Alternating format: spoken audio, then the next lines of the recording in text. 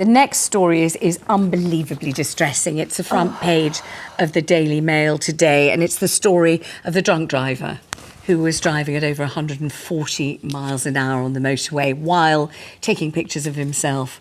And the result of his behaviour and his driving and his intoxication was that a baby died, and so did the baby's auntie. This was 8-month-old Zackary Blades and his 30-year-old aunt Karlene Warner, killed when Darryl Anderson, drunk, crashed into them at more than 140 miles an hour. I mean, this is a devastating story, and actually we do have Darryl Anderson's reaction when he was arrested.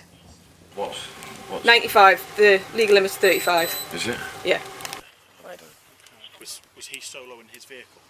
Yeah. I drove into the back of another car. Yeah. Now, sometimes mistakes happen. Extraordinary. We're never going to be able to forget that phrase. Sometimes mistakes happen. Shalorna Warner is the baby's mother. She lost her 8-month-old baby Zackary and her sister Karlene in the crash. She says Anderson should never drive again, and this is what she said. He should never get in a car again and drive. I will fight every single day that I'm on this earth for them. Thank you. Thank you. And it turns out that he did have, Henry, previous convictions for drunk driving. Time and again, and it just goes to show that we don't take this most heinous of crimes seriously, because if you had killed that baby and its aunt or sister with a knife or with a gun, of course, you'd have a minimum sentence of 30, 35 years. But time and again, and this is unusual that he's got as long as 17 years. Usually when people kill other people by dangerous driving or drunk driving, it's less than 10 years usually. Angela, does it make sense to you, the idea that if you have driven drunk, you must never drive again, you must be banned for life? Without question, but I've always said there should be zero tolerance for drink driving. We have one of the higher thresholds in Europe in terms of what we're allowed to drink in order to get behind the wheel. And often you can be the safest driver on the road, but you are not accountable for the idiot that gets in the car.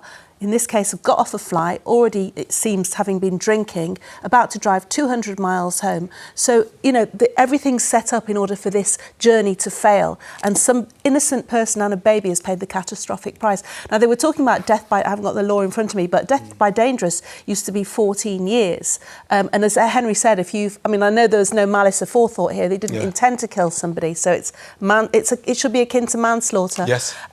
But to me, it does not make any sense that you are allowed to have a drop of alcohol behind the wheel. An airline pilot is not allowed to have a drop before he flies a plane because he's accountable for 300 odd people. You are accountable for the hundreds of people on that motorway when you get behind the car.